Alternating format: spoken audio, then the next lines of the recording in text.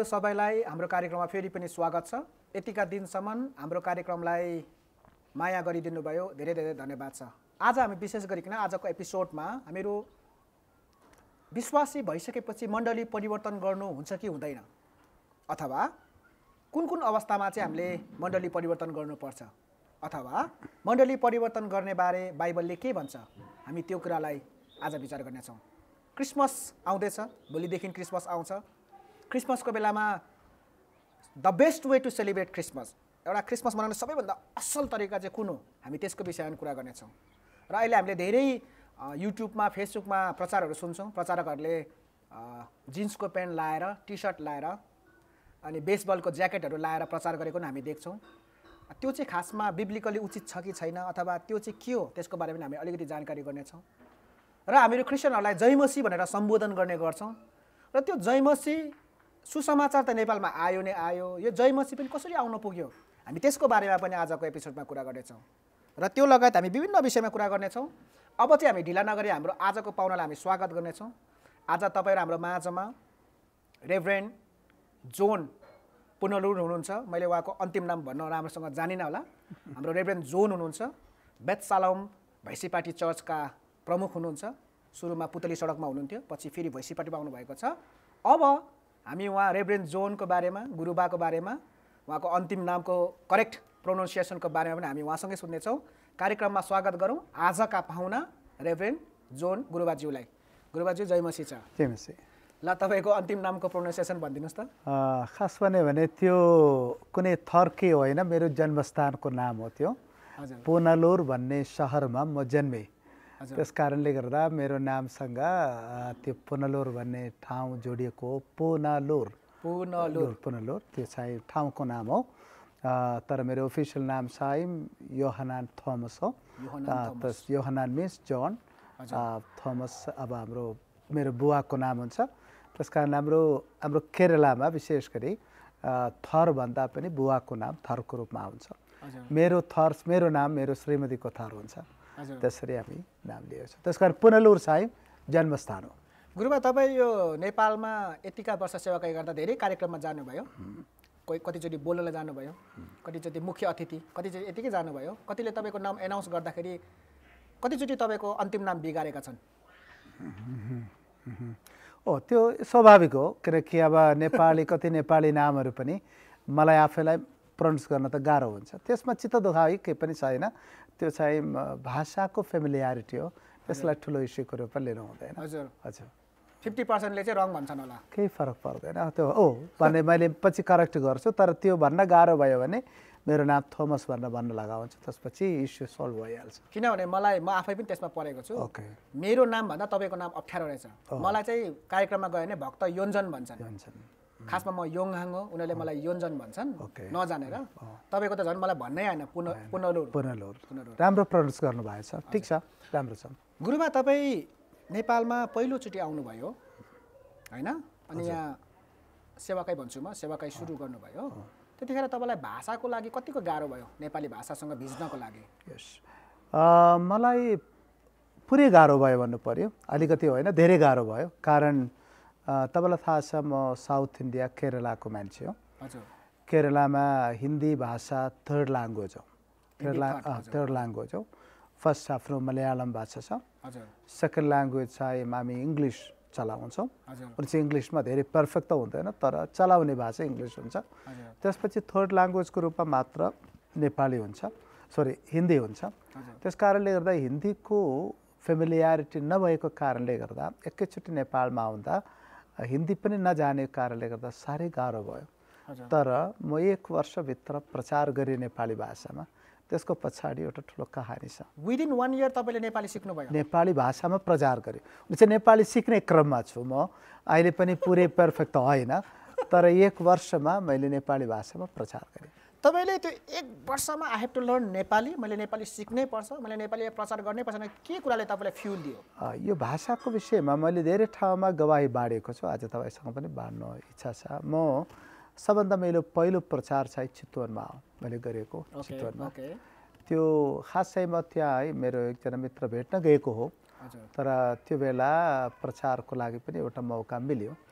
अनि अनुवाद गर्नको लागि खोज्यो इङ्ग्लिसमा मैले बोल्न कोसिस गरेँ तर ठिक अनुवादक त भएन त्यस कारणले गर्दा यस्तो खालको एउटा चुनौती आयो मैले नेपालीमै बोल्नुपर्ने त्यो बेलासम्म एक किसिमले मैले प्रार्थना पनि नेपाली भाषामा गरेको थिएन पुतली सडकमा म सेवा गर्दा प्राय मैले प्रचार इङ्ग्लिसमा गर्थ्यो कसैले ट्रान्सलेट गर्नुहुन्थ्यो तर त्यहाँ जाँदाखेरि यस्तो खालको एउटा करको एउटा वातावरण बन्यो अनि मैले नेपाली भाषा बोल्नको लागि कर लाग्यो अनि द्याट वाज माई त्यो चाहिँ मेरो लागि पहिलो प्रचार थियो करिब 2 घन्टा मैले बोलेँ तर आज पनि त्यो म विश्वास गर्छु अरूले के भन्छ थाहा छैन म यो विश्वास गर्छु त्यो प्रभुबाट पाएको एउटा विशेष आविष्य हो भन्ने कुरामा मैले त्यही सोध्न आँटेको थिएँ किनभने तपाईँले विदिन 1 इयर एउटा साउथ इन्डियनले म साउथ इन्डियन भन्ने शब्द प्रयोग गर्छु एउटा साउथ इन्डियनले नेपालमा आएर 1 वर्षभित्रैमा 2 घन्टा प्रचार गर्नु चाहिँ इट इज मिराकल तपाईँलाई त्यस्तो लाग्दैन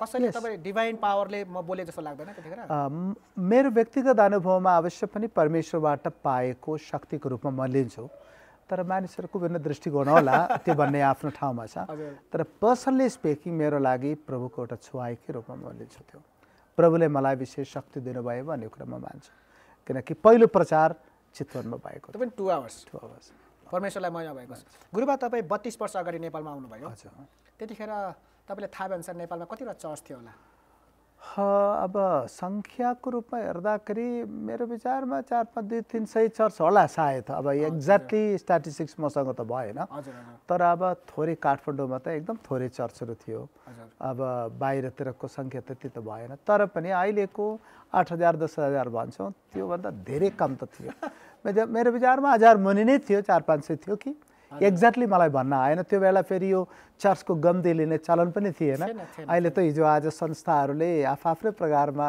गन्दी गर्ने चलन छ तर त्यो बेला चाहिँ फेलोसिपलाई बढी महत्त्व दिएको थियो त्यस कारणले मलाई एक्ज्याक्टली भन्न आएन maybe less than about 500 something गुरुबा यो 32 वर्ष अगाडि तपाईँले पुतली सडकमा सङ्गति गर्नुभयो हजुर अहिले 32 वर्ष पछाडि तपाईँहरू परमेश्वरले आशिष दिएर बढेर तपाईँहरू भैँसी पार्टीमा पनि आउनु भएको छ तर तपाईँ यो 32 वर्षको दौरानमा विभिन्न ठाउँमा नेपाली सङ्गति गर्नुभएको छ 1-2वटा कुरा भन्नुहोस् त त्यो 32 वर्षको नेपाली सङ्गति र अहिलेको नेपाली सङ्गतिमा गुमेको कुरा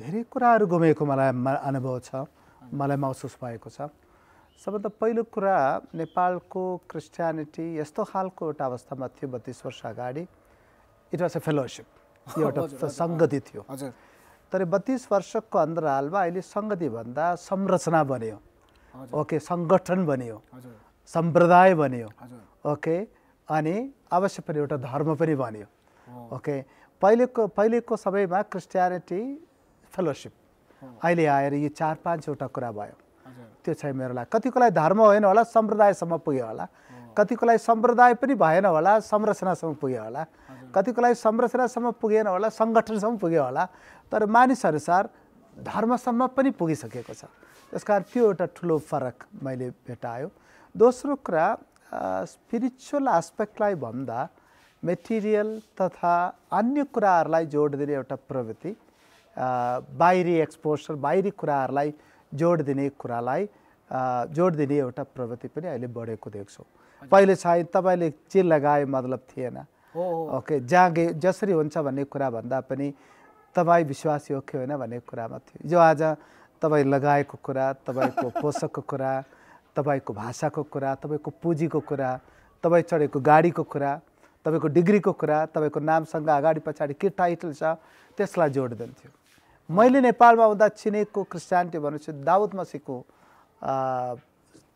अगुवापन हो ओके तिरबहादुर देवानको पास्टर रोबर्ट कार्थको पास्टर एमजी जोसेफ हो ओके अब यस्ता अरू पनि होला थुप्रैजना 1-2जनाको नाम मात्र लियो अरू पनि होला उहाँहरूको नामसँग अरू कुरा जोडिएको थिएन उहाँहरूको स्पिरिचुअल क्वालिटी द्याट वाज त्यो चाहिँ मुख्य कुरा थियो भने हिजो मैले सबै जनरलाइज गर्न खोजेको होइन मैले कुनै प्रकारमा कसैलाई जज गर्न आधारमा तपाईँको प्रश्नको उत्तर दिएको त होइन धेरै अहिले पनि जिउने प्रभुका दासदासीहरू हुनुहुन्छ म उहाँहरूप्रति उहाँहरूलाई आदर दिन्छौँ उहाँहरू अहिले पनि आत्मिक रूपमा नै अगाडि बढ्नु भएको छ तर एउटा टेन्डेन्सीको कुरा गरेको मैले एकजना व्यक्तिलाई फोकस गरेको भन्दा पनि एउटा तपाईँले सोध्नु भएको टेन्डेन्सी चाहिँ यो आत्मिक जीवनको भन्दा पनि अरू कुराहरूको बढी हाबी भएको स्योर स्योर हामीले पनि देखेका छौँ। हजुर गुरुबा मैले जब प्रभुलाई पाएँ नि हजुर त्यतिखेर तपाईँभन्दा अलिक पछाडि पाएको हो त्यतिखेर क्रिस्चियन भनेपछि कति मजा आउँथ्यो क्या ओ युआर क्रिस्चियन तपाईँ विश्वासी हामी क्या रमाउँथ्यौँ।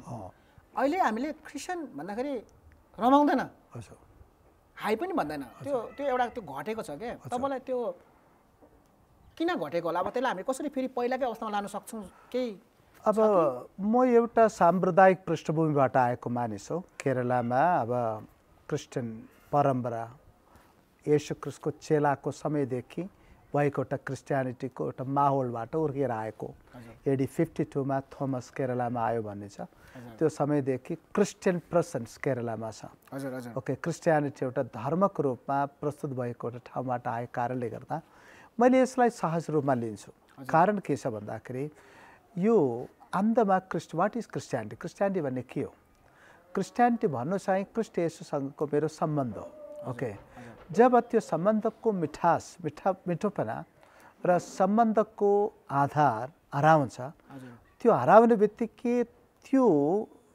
आस्थालाई जोगाउनको लागि कतिपल्ट संरचनामा जानुपर्ने हुन्छ सङ्गठनमा जानुपर्ने हुन्छ सम्प्रदायमा जानुपर्ने हुन्छ धर्ममा जानुपर्ने हुन्छ त्यसकारण अहिले यो चाहिँ मैले एउटा अस्वाभाविक रूपमा मान्दैन एउटा स्वाभाविक कुरा एउटा स्पिरिचुअल आत्मिक अनुभवबाट सम्प्रदायमा जाने दूरी कुनै देशमा अलि समय चाहिँ थोरै होला कुनै देशमा अलिकति लामो समय लिन्छ होला तर दुःखको कुरा नेपालको के छ भन्दाखेरि छोटो समयमा त्यो अनुभवबाट सम्प्रदायमा पुगिसक्यो कति देशहरूमा चाहिँ धेरै समय त लाग्थ्यो यो अवस्थामा पुग्नको लागि तर नेपालमा चाहिँ अलि छिट्टै भयो छिट्टै भयो किन भन्दाखेरि त्यो अनुभवबाट धर्ममा पुग्ने कुरा त्यो चाहिँ एउटा दुर्घटनाकै रूपमा म मान्छु अहिले पनि मेरो लागि नेपालको मण्डली विश्वको निम्ति एउटा नमुनाको मण्डलीको रूपमा म मान्छु कुन बेला भन्दाखेरि नेपालको मण्डली सुरु गरेको त्यो प्रेरितीय स्वभाव छ नि त्यो प्रेरितीय स्वभावमा नेपालको मण्डली अहिले धेरै पछाडि त छ तर पनि अरू ठाउँभन्दा नेपालको मण्डलीको सुन्दरता अहिले पनि हराएको त छैन त्यसकारणले म आशावादी छु यदि एउटा समूह चाहिँ त्यो सुरुको त्यो प्रेममा जान चाहन्छन् इच्छा गरियो भने अवश्य पनि नेपालको मण्डली विश्वको अगाडि एउटा नमुनाको मण्डली हुन्छ उदाहरणको लागि नेपालमा क्रिस्चियन भन्ने बित्तिकै जुनसुकै सम्प्रदायको होस् हाम्रो वर्शिप प्याटर्न त लगभग एउटै हो ओके हाम्रो अन्य कुराहरू विश्वासी भन्ने बित्तिकै तपाईँ कुन सम्प्रदाय भनेर सोधिँदैन तपाईँ बाहिर जानुहोस् इभन इन्डियाकै कुरा गरौँ तपाईँ क्रिस्चियन भन्ने बित्तिकै तपाईँ ब्याप्टिस्ट हो कि पेन्टेकोस्ट हो कि क्याथोलिक हो कि प्रेस्बिटेरियन भन्ने कुरा दोस्रो सोधिन्छ तर यहाँ चाहिँ पहिलो प्रश्न तपाईँ को हुनुहुन्छ क्रिस्चियन तपाईँ कुन चर्च जानुहुन्छ तर अरू ठाउँमा हो भने सम्प्रदाय सोध्छ इभान्जेलिकल हो कि अरू हो भने कुरा त्यसकारण प्रेरितीय स्वभावमा नेपालको मण्डली रहन पाए म भन्छु नेपालको मण्डलीको लागि त ठुलो आशा छ त्यसको सुन्दरता ठुलो छ 32 वर्ष सेवाकाई गर्नुभयो है तपाईँले धेरै ठाउँमा तालिम दिनुभयो धेरै पास्टर अगुवालाई सिकाउनु भयो धेरै मण्डलीमा घुम्नुभयो अबको मेरो प्रश्न चाहिँ के छ भने एउटा विश्वासीले मण्डली परिवर्तन गर्नुहुन्छ कि हुँदैन जस्तो ऊ फलानु ए चर्चमा जान्थ्यो सम्भव उसलाई ए चर्चबाट बी चर्चमा जानुभयो भने बाइबलले चाहिँ के भन्छ त्यो मण्डली परिवर्तन गर्ने बारेमा पहिले हामी मण्डलीको बारेमा बुझ्नुपर्छ मण्डली के हो भन्ने कुरा बुझ्यो भने त्यो प्रश्नको उत्तर पाउनलाई धेरै सजिलो हुन्छ मण्डली भन्दाखेरि एउटा भवन होइन पहिलो कुरा बुझ्नुपर्छ मण्डली भन्नु चाहिँ विश्वासीहरूको समूह हो त्यो विश्वासी भन्दाखेरि त्यो नाम लिनेहरू मात्र होइन येशू ख्रीष्टको बोलावट पाएकाहरूको त्यो एक्लेसिया भन्ने शब्द तपाईँलाई थाहा छ त्यो शब्दको अर्थ नै चाहिँ बोलाएर अलग गरिएकाहरूको समूह भन्ने कुरा हो त्यसकारण मण्डली ख्रीष्टको शरीर हो बोलाइएकाहरूको समूह हो भने त्यो भवनको कुरा भन्दा पनि त्यसभित्रका त्यो मूल्य मान्यतालाई हामीले विशेष जोड दिनुपर्छ त्यो मण्डलीभित्र चाहिँ 4-5वटा कुरा हुनुपर्छ आधिकारिक रूपमा चाहिँ भन्दाखेरि मैले बोलेको प्रेरित 2 अध्याय प्रेरित 4 अध्यायको आधारमा बोल्दछु नम्बर 1 विश्वास गरेकाहरूको समूह हुनुपर्छ मण्डली ओके विश्वास यसलाई प्रभुको रूपमा मानेको हुनुपर्छ दोस्रो प्रार्थनाको माहौल हुनुपर्छ तेस्रो सङ्गतिको माहौल हुनुपर्छ अब प्रेरित मण्डलीको शिक्षा विचार गरियो भने विश्वास गर्यो पहिले पश्चाताप गरी विश्वास गर्यो त्यसपछि चाहिँ बप्तिस्मा दोस्रो आधार हो तेस्रो चाहिँ हामीले विचार गर्यो पवित्र आत्माको काम कति भरपुरी दान वरदानहरू, आत्माको फलहरू सबै प्रकट हुने एउटा मण्डलीको एउटा संरचना। चौथो कुरा चाहिँ रोटी बाँच्ने कुरा, त्यो चाहिँ दुईटा अर्थमा छ। एउटा चाहिँ विश्वासी हामी एक हौँ भन्ने कुराको अर्थ, दोस्रो चाहिँ येशू ख्रीष्टको मृत्युको कष्टको सम्झनाको पूर्ण आधार भएको एउटा सेवा प्रभु होस्। त्यसपछि अन्तर्बिन्दी सेवा, यी सबै कुरा त्यसमा जोडिएको एउटा माहौल भएको समूहलाई मण्डली भनिन्छ। अब तपाईँलाई त्यो माहौल मिलेको छ भने तपाईँ त्यो मण्डलीमा फिट हुन्छ, म त्यो मण्डलीमा फिट हुन्छ। अब त्यो माहौलै मिलेको छैन भने त्यो घर हेरेर ठाउँ हेरेर जाने कुरा त आएन। ओके, पहिलो कुरा मेरो आत्मिक जीवनको उन्नति र प्रगति भएको ठाउँमा म छ कि छैन भन्ने कुरा विचार गर्नुपर्छ। ओके, त्यस कारणले मण्डलीमा जोइन हुने बेलामा, मण्डलीसँग आबद्ध भएको बेलामा हामीले बुझ्नुपर्ने कुरा चाहिँ त्यसको त्यो आत्मिक कुराहरू परिपूर्ति भएको छ कि भन्ने कुरा चेक हुनुपर्छ। तर यो मण्डली चेन्ज हुने कुरा विभिन्न कारणले हुन्छ। ओके, पहिलो कुरा त्यो मिल्छ कि मिल्दैन भन्ने कुरा म एकछिन पछि कुरा गरौँला। अनि जानुको फरक कुरोको पछाडिको राम्रै मण्डलीको म उदाहरण एउटा भन्न चाहन्छु। एउटा परिवार अब भनौँ न 4-5 सदस्य भएको परिवार 3-4 मण्डलीमा जानुहुन्छ। त्यसको पछाडिको जेन्युइन कारण के छ भन्दाखेरि पहिले छोरीले विश्वास गरे, छोरी चाहिँ हामीसँग भयो।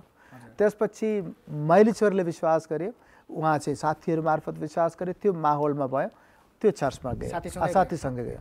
त्यसपछि आमा विश्वास गर्नुभयो, छिमेकी साथीहरूले उहाँको साथीहरू ल्याउनु भयो, उता जानुभयो। अनि अन्तमा बुवाले विश्वास गर्नुभयो, बुवा फेरि उहाँको नाता एकजनाले सुनाउनु भयो, आफन्तले सुनाउनु भयो, उहाँसँग जानुभयो। मैले त्यसलाई गल्ती मान्दैन, किन भन्दाखेरि स्पिरिचुअल मेन्टरिङ एकदम इम्पोर्टेन्ट कुरा हो।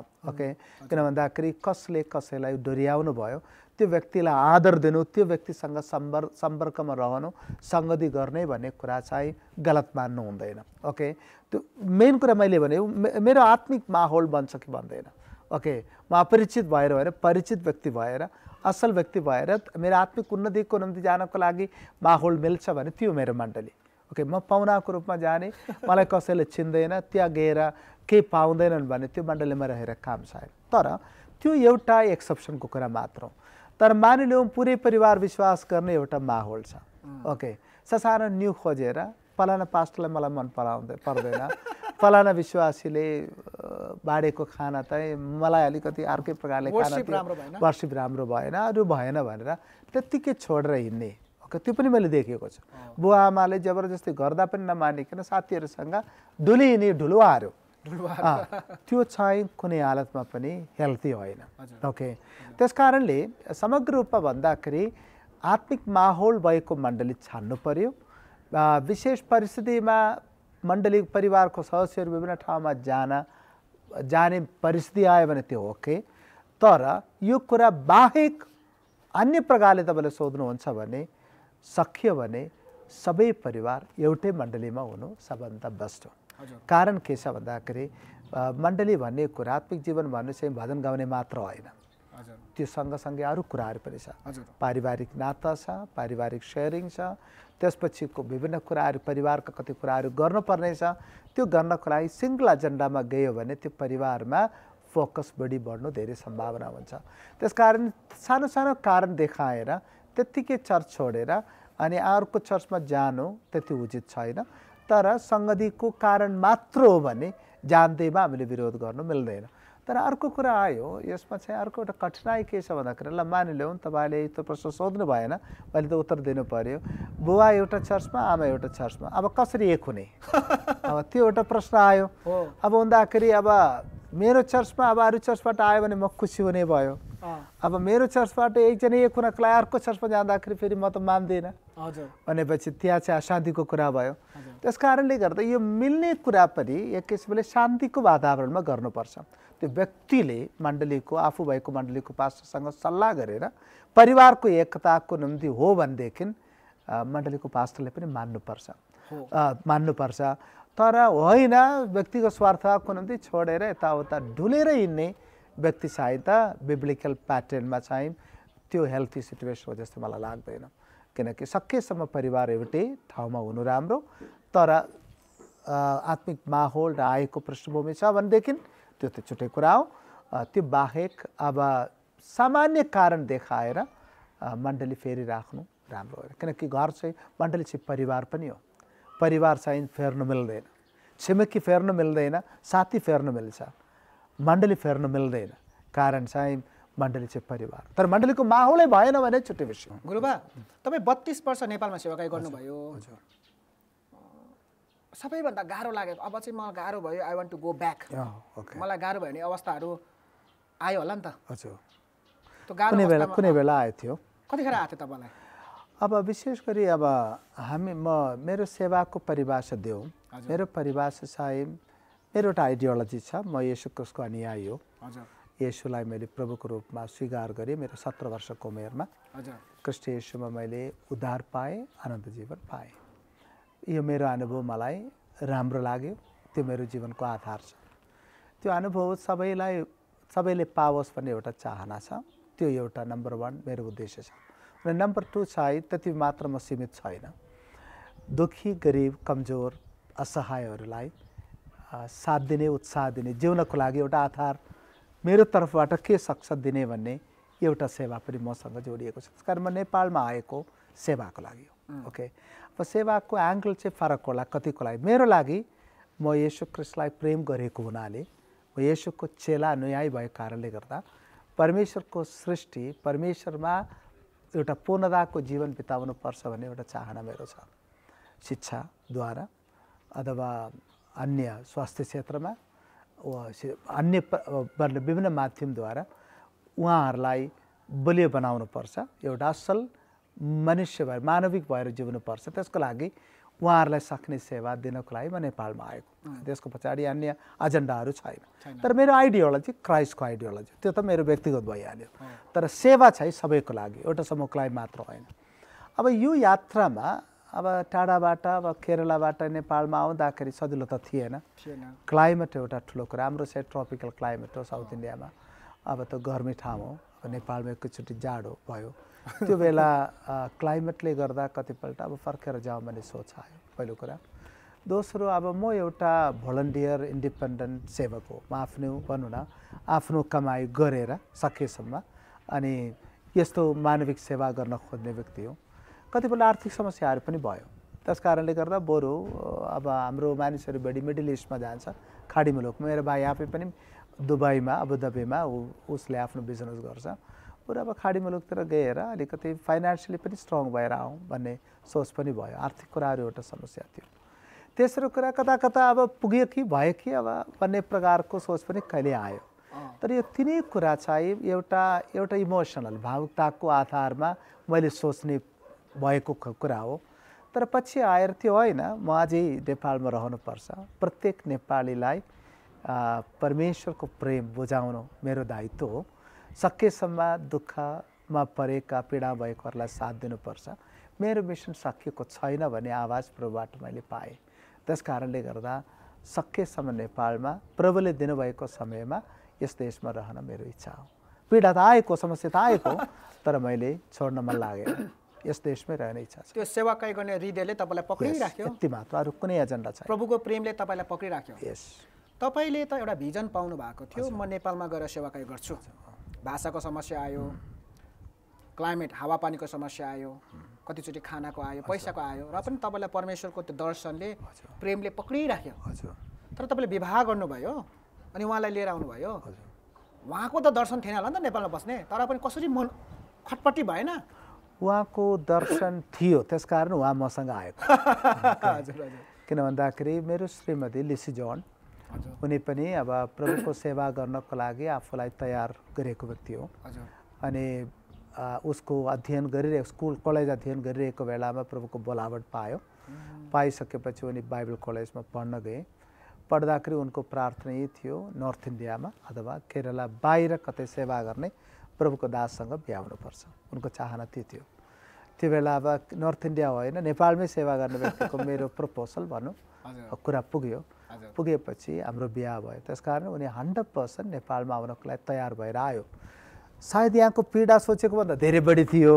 त्यो बेला निराशा आयो होला, कतिपल्ट कुराहरू कहानीमा त बुझ्छ पनि। तर आजसम्म मेरो श्रीमती मेरो साथमा हुनुको कारण उनमा नेपालको सेवाप्रति एउटा दर्शन बोझ भएको कारणले नै हो। त्यसकारण मसँग दुःख सहनलाई तयार भएको छ। अर्को कुरा के छ भने हामी क्रिसमस आउँदैछ, हजुर शनिबार क्रिसमस, यो भोलि हामी कार्यक्रम आउँछ शुक्रबारको दिनमा। गुरुबा तपाईँको विचारमा सबैभन्दा best way to celebrate Christmas भन्छ नि, क्रिसमस मनाउने सबैभन्दा बेस्ट उत्तम तरिका चाहिँ के होला? The best way of celebration भन्नु चाहिँ सङ्गति हो, सङ्गति गर्नु। अब क्रिस्चियनहरूको सङ्गतिमा पक्का पनि प्रार्थना हुन्छ, भजन हुन्छ, प्रचार हुन्छ, प्रवचन हुन्छ, त्यसपछि खाना पनि हुन्छ प्रायः चाहिँ हाम्रोमा भनौँ न। यो सबै कुराले खाना मात्र होइन, यो सबै कुराहरू अनि एउटा आत्मीयता, आत्मिक भनौँ न एउटा नजिकपना हुन्छ। त्यसकारण क्रिसमस मनाउनलाई सबभन्दा उत्तम कुरा भन्नु चाहिँ सङ्गति हो। अब त्यो बाहेक अरू कतिले कति प्रकारले अब क्यारल गाउँछन्, अब विभिन्न प्रकारका कुराहरूमा जोड दिनुहुन्छ होला, त्यो उहाँहरूको आफ्नो स्वतन्त्रताको कुरा हो, तर म त्यसलाई विरोध गर्ने पक्षमा छैन। हाम्रो लागि हाम्रो चर्चमा हामीले सबभन्दा मुख्य सेलिब्रेसन चाहिँ यसपालि शनिबार नै परेको छ, त्यो सङ्गति हो, फेलोसिप हो। गुरुबा यो क्रिसमस मनाउँदा हजुर कतिपय चर्चले पैसा उठाउँछन्, कतिले उठाउँदैनन्। यो उठाउने कुरा र नउठाउने कुरामा चाहिँ बाइबलले चाहिँ के भन्छ, अथवा तपाईँ के भन्नुहुन्छ? अब बाइबलले के भन्छ?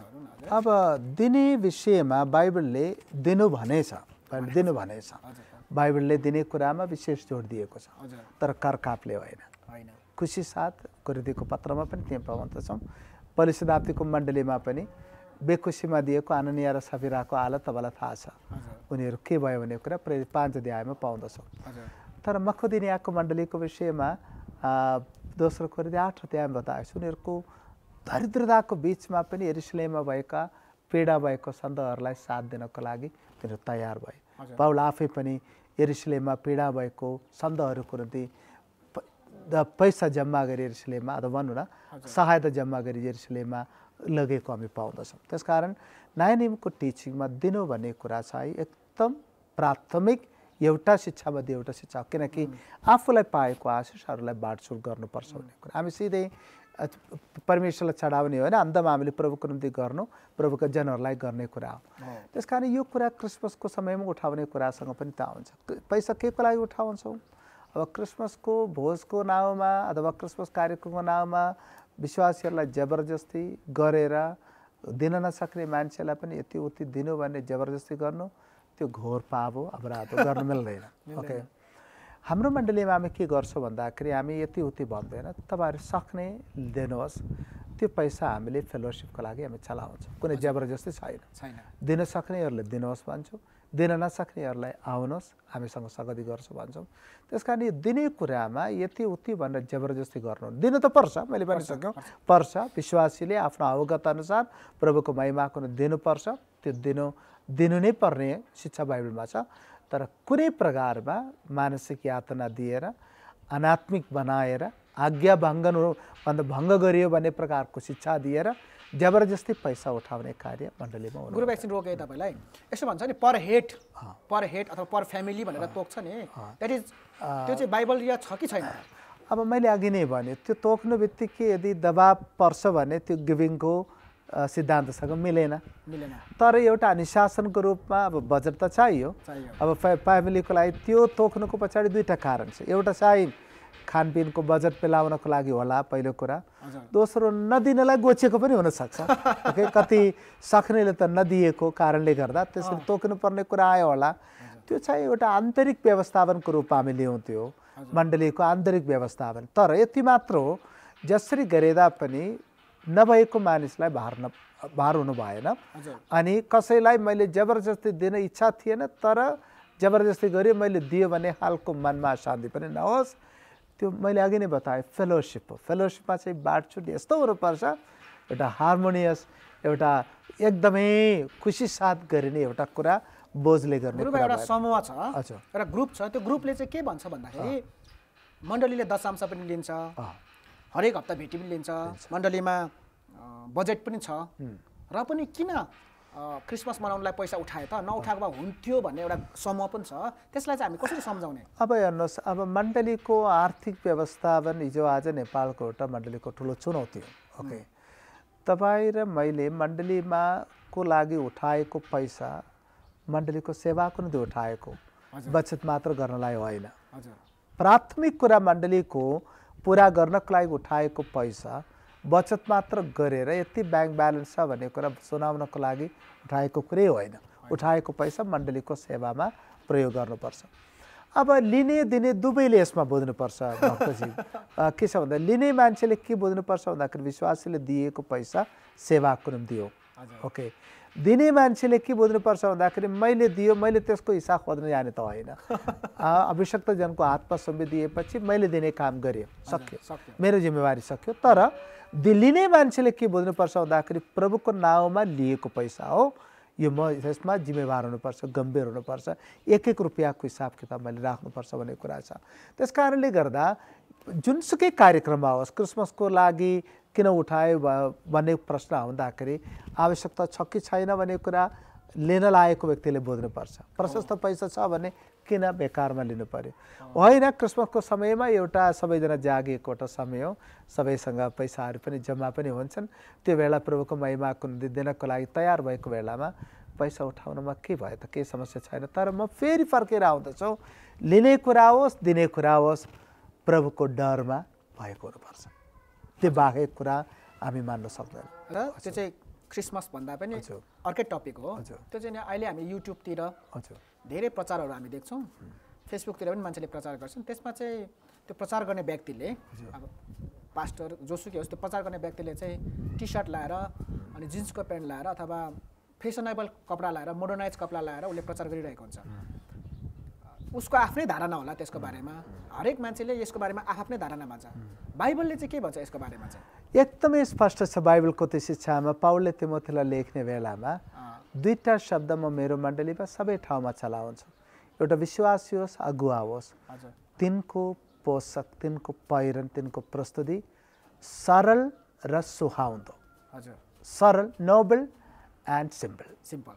ओके, नोबल भन्दाखेरि एउटा प्रचलित सामाजिक एउटा नर्म्स एन्ड भ्याल्युज ड्रेस कोडको विषयमा छ। अब टाई कोट सुट लगाउनु हुँदैन म भन्दैन। ओके, सामान्य पृष्ठभूमि एउटा फर्मल मिटिङमा लगाएर राम्रो प्रकारले जानु त मिल्ने त भयो। तर तपाईँ एउटा छाप्रोमा बस्ने विश्वासी भेट्न जाने बेलामा तपाईँलाई टाई कोट सुटको आवश्यकता त छैन। तपाईँ उनीसँग आइडेन्टिफाई गर्नु पर्यो भने सकेसम्म हामी सिम्बल भएर जानु त पर्छ। फर्मल ड्रेसको विरोधी होइन, तर कहाँ कसरी गर्ने भन्ने कुरा छ। अब अर्कोतिर जाउँ, प्रभुको सेवा गर्ने बेलामा विशेष गरी औपचारिक रूपमा मण्डलीमा प्रस्तुत हुने बेलामा एकदम क्याजुअल ड्रेस लगाएर प्रस्तुत हुनु हुँदैन। त्यो चाहिँ नोबिलिटीको विरुद्धमा। तपाईँको ड्रेसले तपाईँको नग्नता छोपियो त्यतिले मात्र त पुग्दैन। तपाईँको अगाडि उभिएका अथवा बसिरहेको श्रोताहरूको, दर्शकहरूलाई पनि आदर गर्नुपर्ने हुन्छ।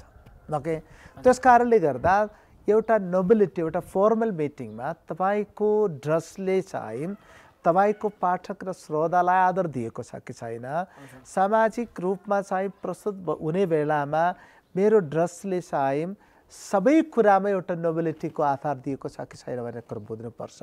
त्यस कारणले गर्दा एउटा सामान्य रूपमा बजार गए जस्तै, अब हुन्छ पिकनिक गए जस्तै अथवा आउटिङमा गए जस्तै भनौँ, या त कुनै एउटा सामान्य काममा जाने जस्तै नर्मल ड्रेस लगाएर प्रस्तुत हुनु उचित लाग्दैन मलाई। तर यसको अर्थ चाहिँ एकदमै अर्को एक्सट्रिममा पनि जानु भएन।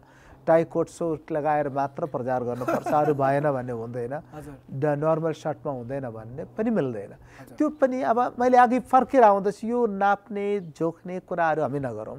त्योभन्दा पनि मूल कुरा तपाईँको ड्रेस चाहिँ परिस्थिति अनुसार सुहाउँदोको छ कि छैन, पहिलो कुरा। दोस्रो कुरा चाहिँ त्यो तपाईँको माहौलमा सरल छ कि छैन। मैले सधैँ उदाहरण दिने कुरा फेरि जोड दिन चाहन्छु। विश्वमा ड्रेस कोड बिना संसारलाई हल्लाएको दुईजना व्यक्तित्वहरू हुनुहुन्छ। एउटा महात्मा गान्धी, दोस्रो चाहिँ मदर तेरेसा। मदर तेरेसाको साडी तपाईँ हेर्नुहोस्, कलकत्ता स्ट्रिटमा नर्मल काम गर्ने स्त्रीजनको पोसाकको त्यो साडी हो, निलो बोर्डर भएको सेतो साडी। त्यो साडीद्वारा उहाँले संसार जित्नु भयो, उहाँको ड्रेसले होइन, उहाँको सेवाद्वारा। महात्मा गान्धी अर्धनग्न थियो, पुरै पनि लगाएन। उसले चाहिँ ब्रिटिस कलोनियलिजमबाट भारतलाई मुक्त गराउनमा सफल भए। त्यसकारण तपाईँ हाम्रो जीवनमा यदि तपाईँको ड्रेस सेवामा, उनी चाहिँ म पनि अहिले फर्मल ड्रेस लगाएर तपाईँको अगाडि उभिएको छु कि मेरो आफ्नो भ्याल्यु छ त्यसको अगाडि म तपाईँलाई आदर गरिएको एउटा टक सोलाई आदर गरेर मैले लगाएको ओके तर सामान्य विश्वासीकोमा जाँदाखेरि मैले यसरी जानुपर्छ भन्न त छैन त्यस कारणले गर्दा फर्मल ड्रेस लगाउनु पर्ने ठाउँमा लगाऊ ओके सुहाउँदो र सरल भन्ने कुरामा म जोड दिन चाहन्छु गुरुबा हामी अन्तिमतिर आएका छौँ एकचोटि म तपाईँलाई सोध्न चाहन्छु किनभने तपाईँ धेरै पहिलादेखि नेपालमा सेवाकाई गर्दै हुनुहुन्छ तपाईँले नेपालको क्रिस्चियन इतिहासलाई बुझ्नु भएको छ यो जयमसी भन्ने चाहिँ कहाँबाट सुरु भयो जयमसी त्यो सुरुमा सुरु गर्दा यो जयमसी नभनेको भए अलिक सजिलो हुन्थ्यो कि नमस्ते नै भनेको भए ओके अब सुन्नुहोस् न अब यसको औपचारिक डाटा मसँग त छैन कहिलेदेखि भयो भन्ने कुरा सायद यसो विचार गर्दा जयमसी कि भन्ने बढी हिन्दीमा चलाउँछ अब क्रिस्चियनिटी नेपालमा नयाँ हो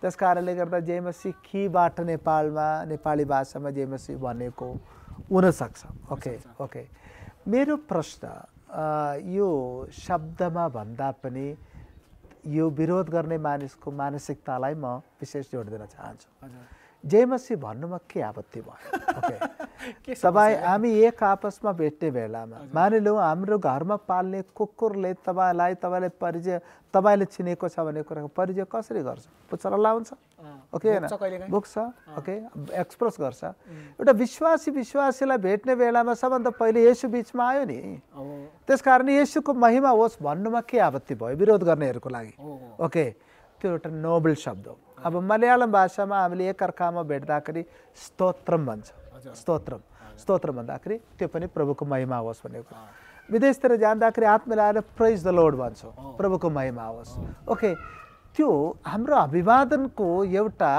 मान्यता प्रभु बिचमा आउनुभयो हाम्रो कुराकानीको सुरुवात येशू हुनुहुन्छ भन्नको लागि जयमसी भन्नुमा राम्रै म मान्छु अप्ठ्यारो मान्नु पर्दैन तर नमस्ते किन भन्दैनौ किन भन्नु हुँदैन भन्नुको पछाडि मेरो आफ्नो राशनल छ कतिले विश्वास मान्दैन होला त्यो आफ्नो ठाउँमा छ नमस्ते भन्दाखेरि अर्को एउटा धर्मको आइडियोलोजीसँग जोडियो नमस्ते भन्दाखेरि नमोस्तुते ओके एउटा अभिवादन गर्ने एउटा तरिका हो त्यो तरिकामा म तपाईँलाई दण्डवत गर्छु म तपाईँको प्रशंसा गर्छु भनेर आफूले भेट्ने व्यक्तिलाई एउटा दैविक ईश्वरीय प्रस्तुति दिएर उनलाई आदर गर्ने एउटा तरिका नमस्तेमा भयो ओके तर क्रिस्चियनको बिचमा त्यो एङ्गलमा हेर्नु पर्दैन तपाईँ मेरो लागि ईश्वरको प्रतिनिधि हो होइन हामी विश्वासी हो त्यस कारणले गर्दा येशूलाई बिचमा ल्याउनको लागि जयमसी भन्नु राम्रो तर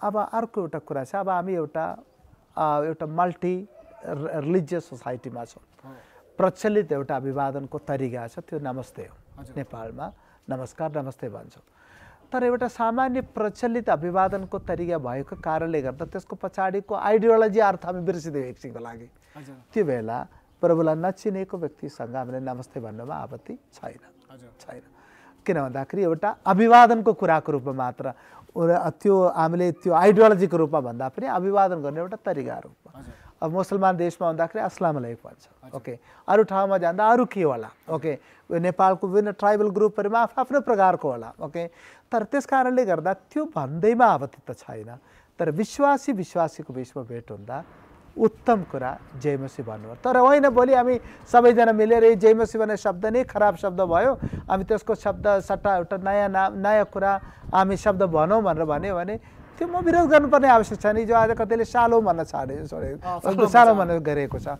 अब जयमसीको अप्ठ्यारो के भयो पहिले मलाई त्यही बताउनुहोस् अब त्यस सालो भन्दाखेरि के सजिलो भयो भन्दैमा आपत्ति त छैन तर नभन्दैमा केही फरक पनि पर्दैन त्यस कारणले जयमसी अहिलेको लागि राम्रो शब्दको रूपमा मान्छ हेर्दै हुनुहुन्छ कार्यक्रम नेक्स्ट रेभुलेसन हरेक शुक्रबार हाम्रो युट्युबमा आउने गर्छ हाम्रो कार्यक्रमलाई तपाईँहरूले प्रार्थनामा याद गरिदिनुहोस् हामीले तपाईँलाई ई सेवाको नम्बर दिएका छौँ त्यसबाट तपाईँले आफूले सक्ने सहयोग गर्न सक्नुहुन्छ ताकि हामी नेपाल काठमाडौँ उपत्यका बाहिर गएर पूर्व पश्चिममा गएर पनि प्रभुका छोराछोरीहरूको बारेमा तपाईँहरूको माझमा ल्याउन सकौँ अहिलेलाई भने म फेरि आजका हाम्रो पाहुनाका म जान चाहन्छु 32 वर्ष अगाडि तपाईँ नेपालमा म जान्छु भनेर घरमा भन्नुभयो परिवारलाई आफ्नो मण्डलीलाई भन्नुभयो त्यसले तपाईँ विशेष गरी तपाईँको परिवारको चाहिँ के रियाक्सन थियो I want to go to म नेपाल जान्छु है भन्दा मेरो जन्म पनि एउटा मिरेकल हो मेरो 5 जना दाइहरू बितेर म 6औं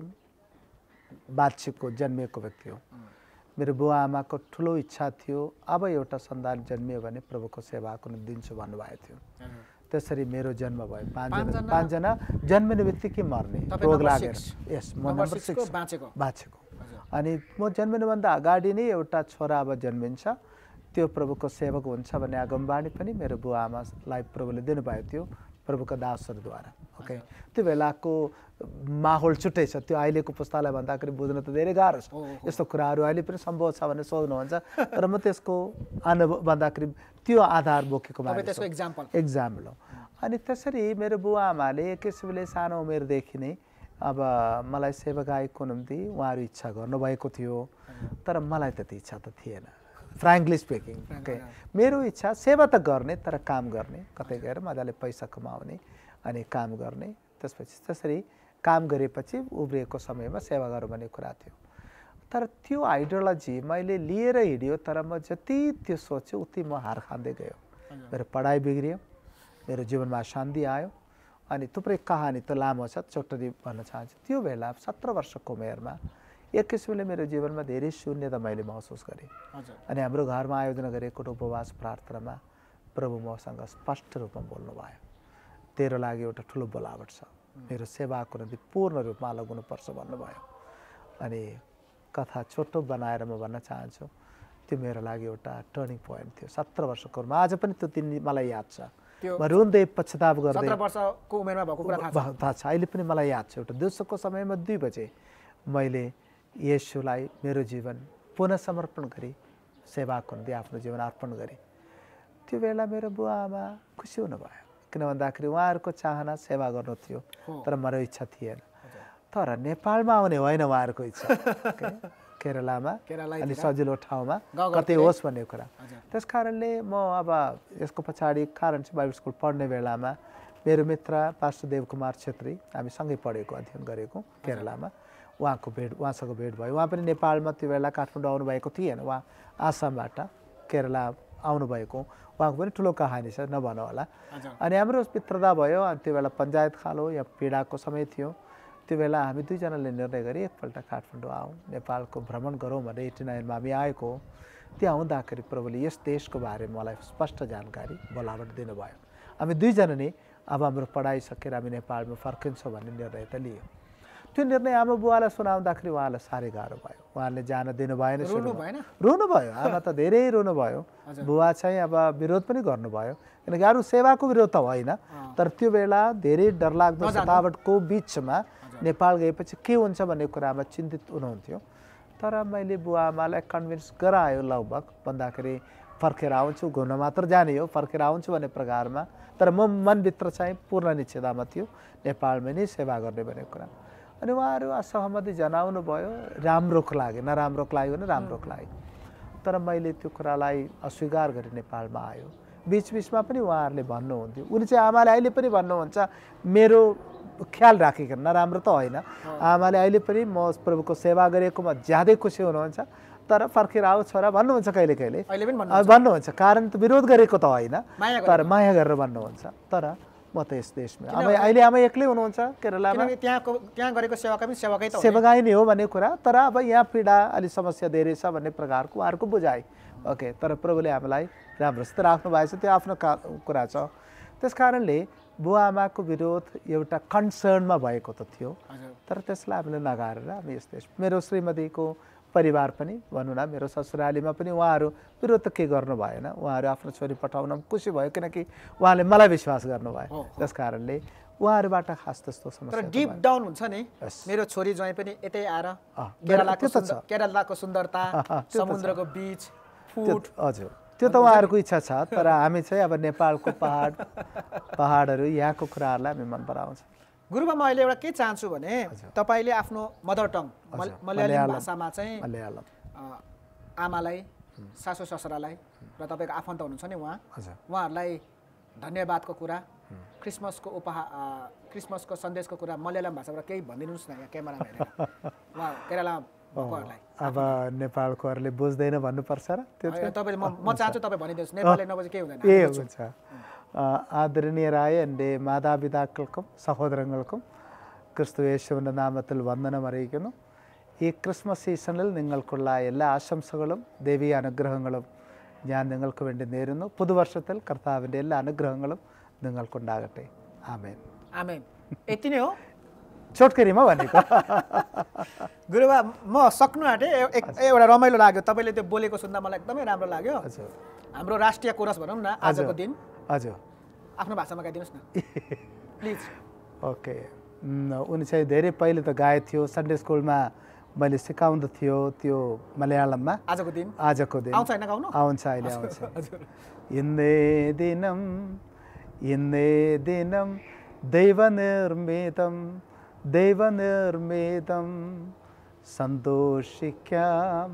സന്തോഷിക്കാം നമുക്കാനന്ദിക്കാം ഇന്നേ ദിനം ദൈവനിർമ്മിതം സന്തോഷിക്കാം നമുക്കാനന്ദിക്കാം ഇന്നേ ദിനം दैवनिर्मितम. धेरै धन्यवाद छ है. मैले बुझिनँ तर सुनेर एकदमै आनन्द लाग्यो. ट्युन त आजको दिन के हो, तर शब्दहरूले एकदमै धेरै आशिष पाएँ मैले पर्सनली व्यक्तिगत रूपमा. हामी अन्तिममा आइपुगेका छौँ. अन्तिममा चाहिँ तपाईँ हाम्रो यो कार्यक्रम हेर्ने भ्युवर्सलाई, आफ्नो मण्डली परिवारलाई, आफ्नो परिवारलाई अथवा प्रभुको छोराछोरीलाई के भन्न चाहनुहुन्छ अन्तिममा चाहिँ? 2022 सजिलो छैन. तपाईँलाई थाहा छ 2020-21 कोरोनाको यो पेन्डेमिक सिचुएसनमा निकै गाह्रो थियो, तर प्रभुले हामीलाई बचाउनु भयो. त्यस कारण कृतज्ञ हौँ हामी, पहिलो कुरा. दोस्रो कुरा, 2022 हाम्रो लागि सजिलो त नहोला, सजिलो होस् भन्ने मेरो प्रार्थना छ. सजिलो नहोला तर पनि निराशित नहौँ. एउटा कठिनीको समय छ. चुनौतीलाई सामना गरी प्रभुमा भरोसा राखिकन प्रभुप्रति कृतज्ञ भएर प्रभुको महिमा गर्ने एउटा जीवन हामी जिउँ. अनि सकेसम्म हाम्रो जीवनद्वारा कसैलाई आशिष र जीवन दिने कार्य हाम्रो जीवनबाट भएको होस्. त्यस कारण श्रोताहरूलाई म यो कुरा भन्न चाहन्छु, हामी बाँचेका छौँ अरूलाई बचाउनको लागि. God bless you. हुन्छ, उहाँले भन्दैनथ्यो हामी बाँचेका छौँ अरूलाई बचाउनको लागि. म फेरि पनि यो सेन्टेन्सलाई, वाक्यलाई दोहोऱ्याउन चाहन्छु. हामी बाँचेका छौँ अरूलाई बचाउनको लागि. भोलि हामी क्रिसमस मनाउँदैछौँ. हामी हाम्रो क्रिसमस आफ्नो परिवारदेखि बाहिर समाजलाई पनि सहयोग हुने तरिकाले हामी क्रिसमस मनाऊ. हाम्रो कार्यक्रमलाई हेरिराख्नु होला. अर्को शुक्रबार हामी फेरि भेट हुनेछौँ. आजलाई बिदा पाऊँ. जय मसीह. धन्यवाद गुरुबा. जय मसीह. Thank you. Jay Masih.